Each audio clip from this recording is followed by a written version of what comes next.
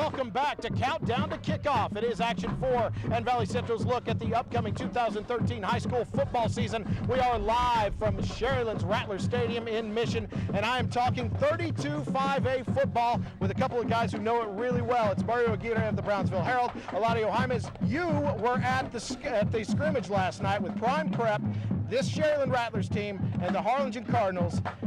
They each beat each other in a round robin. Did we learn anything from that scrimmage last night? What did you learn? Well, I learned that, for one, Dion's a nice guy.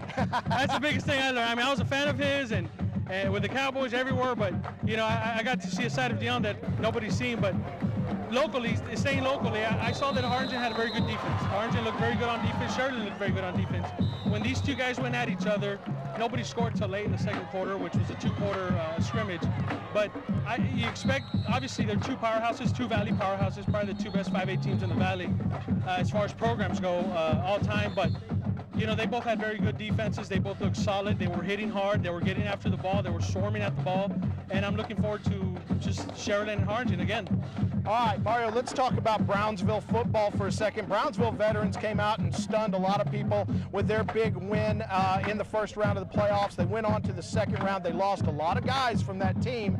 Is Brownsville veterans still the cream of the crop when it comes to Brownsville schools, or do we have another champion for that town? I have them as my fourth pick right now in 32 5A. Kind of by default, them, Hannah, and Rivera, I have them in the mix. It's going to be hard replacing Marco Munoz. Did everything for him, and now his backup is a sophomore quarterback. And I mean, he has time to grow within the program, but I just don't know what they'll be able to do this year. Two new coaches in Brownsville, down in Southmost, one at Porter, one at Lopez. Tom Campos comes back from Edinburgh Vela, where he was offensive coordinator. He's got the Cowboys. Jason Starkey, former NFL player, has got Lopez. Are we going to see anything out of those two teams, or is it still too early yet? With Porter, I think it's still too early. Lopez has a good number of returners. They have 7 on offense, 5 on offense, 7 on defense. So they have a good showing there. The thing is, they have a quarterback race they still haven't determined. So that's a little bit leaves things uncertain going into the season opener. Meanwhile, up in Harlingen, this Bird Bowl already circled for November 9th, if I remember my calendar right. Harlingen South thinks they've got the firepower. Do they? On paper, they look tough. And I wasn't at the scrimmage last night in McAllen, but from what I've been hearing is they looked really good. And they got 6 coming back on offense, 7 on defense. A lot of people talk about Jaden Taylor. A lot of people talk about Nate Garcia, Sean Montemayor. Those guys are legit. Those guys are going to show up. And if South is going to do anything, it's because those guys are going to need to show up and play every Friday night and do what everybody expects them to do. But nobody's really talking about the defense. And South has a lot of starters coming back on defense with Brandon Rodriguez, who's their linebacker. He's been starting since he was a sophomore.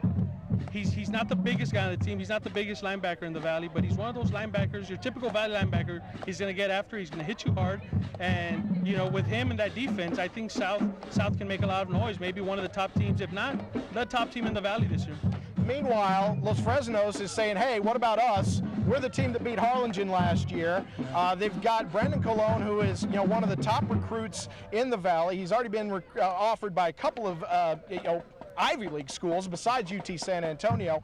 Does Los Fresnos have the firepower to make a run at the district championship at 32 5A? I think he was the unanimous pick for number 3 across all our sports reporters at the paper. And I mean, they have 3 on coming back from each side. I think they do. They've had the same system for 4 years now under Clint Finley, so I think they do. All right, so let's go ahead and get your picks. Who are the 4 that are going to make it to the playoffs, and in what order? I'm going to start from the bottom up. I'm going to start from the bottom up. At 4th, I got Hannah. Like Mario said, Hannah, they had a good freshman group a few years ago, and I expect them, especially with veteran Coach Medrano there, I expect them to do well. Then I got Los Fresnos. Los Fresnos, I talked to Coach Finley a few days ago, and he's confident. He's confident that his team can make a run for district title, but the 2 Harlingens do look tough. I just talked to Harlingen South, but I picked them at 2. Okay. 2. They're going to be good. It's going to come down to that Bird Bowl, man. And right now, you know, South has the talent. South has the firepower to pull it off. But it is preseason talk. This is all paper talk. If it's still Harlingen, it's still Harlingen. So until they get dethroned, I'm picking Harlingen and Harlingen South at number 2. Mario, quickly, picks. I wasn't sure with number 4, but after seeing Hannah last night, I have to go with them for the 4th spot.